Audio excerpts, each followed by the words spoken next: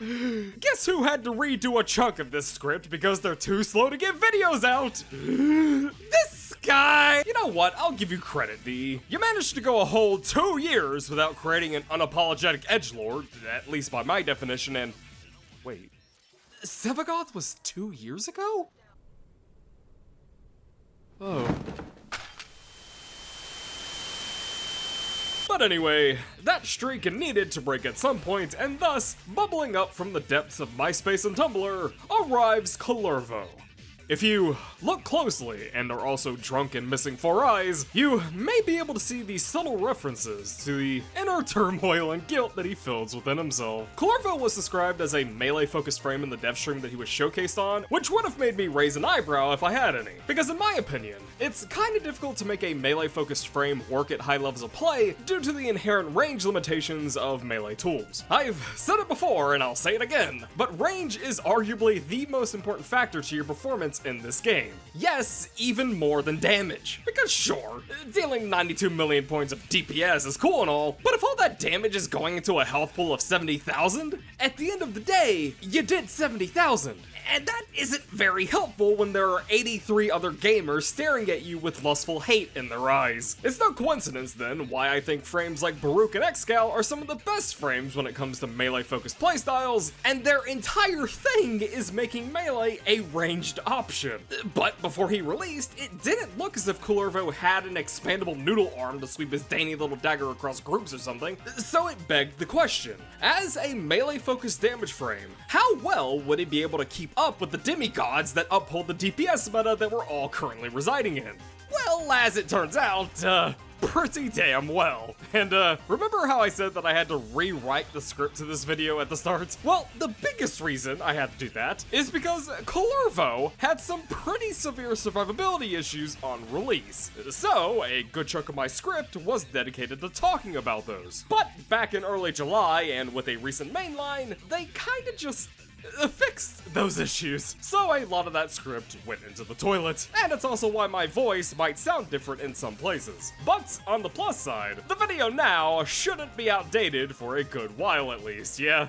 Getting into his passive, it grants Kullervo 75% heavy attack efficiency and 100% heavy attack windup speed. This passive, in all honesty, is just kind of there to make his game plan work across all build types, because he's kind of reliant on heavy attacks to perform. So to me, this feels less like a unique passive and more like DE just used the passive slot to quickly band-aid a mechanical flaw that players would have to sacrifice mod slots to solve on their own. A bit disappointing, but hey, at least it isn't Loki's or literally not even having a passive like old Chroma. So congrats on clearing that bar, D. It's so buried into the ground, I'm surprised you didn't trip. But the funny thing is that he also has a hidden passive that the game doesn't really bring up outside of the tip section, that being that any ability that does damage via the daggers that are shoved inside of him adds to his combo count. I don't know why this isn't listed in the passive description, but whatever. Speaking of heavy attacks, Wrathful Advance is our first power. Holding it causes Kullervo to teleport to wherever he's aiming, whilst tapping it will cause him to teleport to an enemy and automatically perform a heavy attack. At which point, Kullervo gains a slight, modest, small melee crit buff of yeah, that's a pretty funny value to say the least, ow. And on more than one occasion, has made me feel bad for Stalker's teenage children. Like, look at this guy.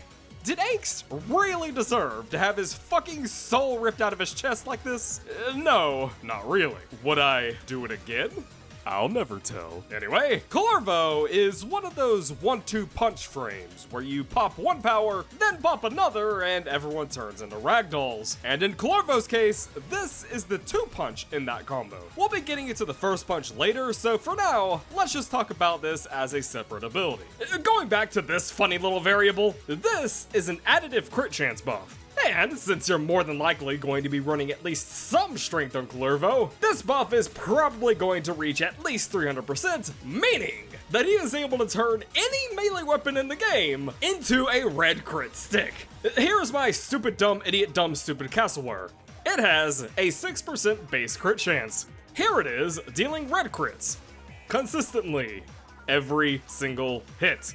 They're stupid idiot baby red crits because it's completely unmodded, but they're red crits nonetheless. Now, the duration on the buff is pretty small, but there's two saving graces about it. First, his one button is something you're going to be using a lot on enemies anyways, and second, even if there aren't any enemies, just using the empty teleport gives you the buff as well. So maintaining it isn't terribly difficult. And because of this power's property of making anything a red crit machine, you can honestly get away with sacrificing crit chance mod on certain melees to make room for different mods. And yes, I am aware that crit damage does keep going up even beyond 300% crit chance, but if you're only getting like an extra 30 or 40% crit with your mods after accounting for this power's buff, which, by the way, gives me nearly fucking 400%, yeah, might be worth considering. Now, I'm not a math wizard, I don't record damage spreadsheets, so maybe that's a bad idea, and maybe I'm totally wrong there. But just give it a shot and see how it works for you, alright? Alright. Anyway, watch as I now shove this cool knife in my face. Recompense is a very interesting power. On cast, Kullervo will send out an aura of daggers that surround himself for about 4 seconds. During this time, the daggers will seek out and attack nearby enemies and either heal him if his HP isn't max, or, and this is the interesting part, give him overguard if he's maxed out on health. Oh, but if there's no enemies for the daggers to target and the 4-second window runs out, you hit yourself in the face. You idiot! So originally, this chunk of the video was going to be me complaining about how Overguard gave Kullervo a similar level of protection to that of a condom made of silly string. But for the most part, my entire issue with this power has since been fixed. And no matter how much current me hates having to re-record this section, this was a really good thing. Recompense used to have a flat 5k cap, Overguard used to not have a health gate, and not being able to recast the power in the middle of its animation meant that there were long stretches of time in which Kullervo could have his face shoved into the concrete before he could get his overguard back. But again, most of my gripes about this power have since been addressed since his buffs. Your overguard cap now scales with power strength to a pretty nice degree. You can't have your health pool touched by a top 5 competitive bomber anymore, so long as you have at least 1 point of overguard, and they gave a brief bit of invincibility to him during the startup of the power. So like, I can nitpick if you want. I do wish that player Overguard got benefits from DR, and I kinda wish we could just recast recompense mid-animation, and I do still dislike survivability powers that rely on needing enemies close by to get them started, but the power is no longer the free helmet slot that I once regulated it to. Is it perfect? No. But Kullervo does not really need to be an ultra tank on the same level of Hildren, so I'm honestly fine with how the power is now. Bravo DE, fuck you for making me redo this section, moving on. So, remember how I said that Kullervo is a 1-2 punch frame and how we've already gone over the second punch in that equation? Well, now it's time for the first. Collective Curse, aka what if we took Breach Surge but made it better, casts out a large cone in front of Kullervo. Any mob hit by it then links to enemies nearby, and any damage taken by a unit within that chain is duplicated to everyone else within the chain. And this thing is fucking bonkers. And it's what grants Kullervo his, quite frankly, unmatched and devastating crowd clearing abilities. Just how effective is it? Well, do you remember at the start of the video when I said, dealing 92 million points of DPS is cool and all, but if all that damage is going into a health pool of 70,000, at the end of the day, you did 70,000. Well, here's how to actually make that count. Collective Curse at 200% power strength allows you to duplicate 100% of damage dealt to every mob chained from the target that you're dealing damage to. Not a portion, all of it. Now, I need to stress how frankly unprecedented this is because in Warframe, wide area damage dealing abilities tend to struggle against heavy units. And this has only become more true with the introduction of enemy overguard. So typically, whenever I'm testing a power that's designed to be a wide range nuke tool, I test it on medium armored units, and I usually leave heavies out of the equation. Because when dealing with those units, you almost always are going to kill them faster with your weapons than with your abilities, unless that ability is a linear damage tool. Well, what if your area nuke power is just dealing your weapon damage in a giant fucking chain of death? Well, this happens. That was 20 level 160 Steel Path Heavy Gunners being sent to the fucking Shadow Realm in one tick of a Warframe power.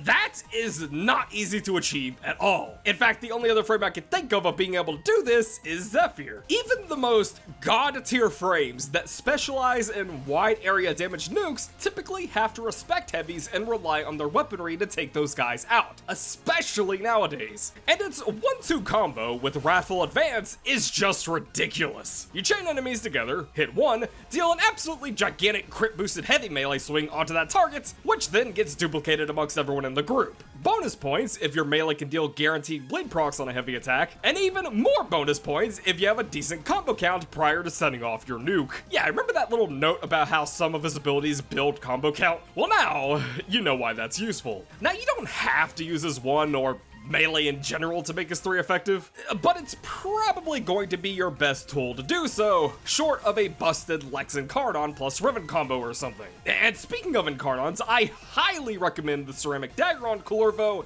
if you have its Incarnon. Not only does its heavy attack cause bleed procs, but its Incarnon allows it to gain a permanent 120 to your combo count at all times, which means you'll always be dealing ×7 damage heavy attacks, skipping a lot of the time that you would need to build your combo before going in for the nuke. It is very spicy. Oh, and you might be wondering, what about line of sight requirements? Well, yeah, what about them? At first I thought this power did have LOS checks, but nope, it doesn't. As far as I can tell, the shockwave will go through walls and hit mobs, and as long as the shockwave hits more than one mob, they will chain, even if they're separated via geometry. So, yeah, pretty damn good.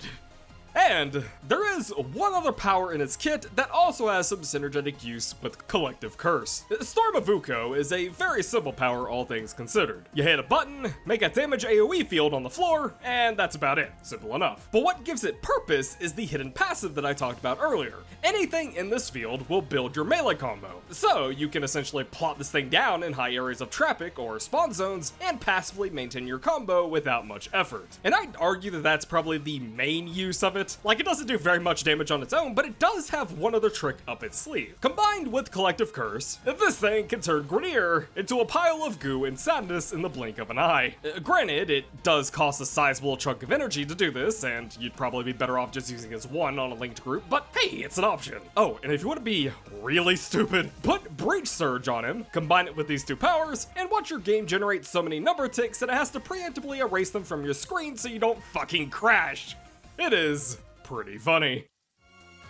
Kullervo has gone from an obscenely powerful frame made out of infant bones and marshmallows to an obscenely powerful frame. Again, I must stress this. This dude's nuke potential is absurd in terms of raw damage. Sure, he may not have 360-degree coverage, but I am fully convinced that he can put out more damage across big groups than any other frame in the game if you have the right arsenal. So, to some degree, I actually understand him being as squishy as he was before. It's just that on release, that squishiness was way too harsh. Like, even the most vulnerable frames at least have access to shield gating. So Kullervo not having that and having a just above average health pool was a death sentence once you started getting into Steel Path if you didn't know how to utilize outside sources of survivability. But now, with that weakness reined in, he's able to just walk into a room, tap someone on the shoulder, and have everyone in that room alt F4 themselves. Now, I will admit, I do not keep up with Warframe's meta nearly as much as I used to, but I personally consider Kullervo to be one of, if not the top damage dealer in the game right now. His setup time for his damage is minuscule, the range that he can cover is massive, and his only big failing in that area is that his main nuke tool is a cone. But because of how quickly he can put his damage out and its lack of LOS requirements, that is a really worthy sacrifice. Anyway, I can't figure out how to sign off, so